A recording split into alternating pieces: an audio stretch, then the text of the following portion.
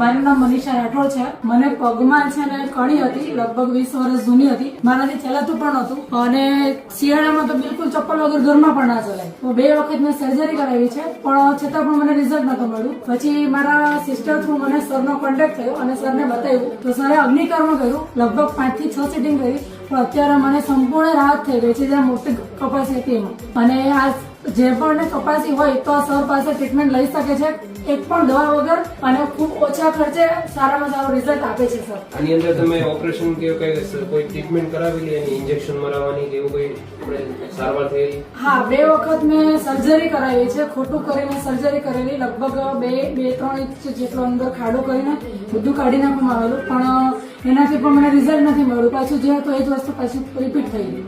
પણ જયારે અગ્નિકર્મથી અત્યારે સંપૂર્ણ રાહત છે અને અત્યારે રિપીટ થતું નથી કઈ વસ્તુ, એટલે સર પાસેથી ટ્રીટમેન્ટ કરાવી શકાય છે.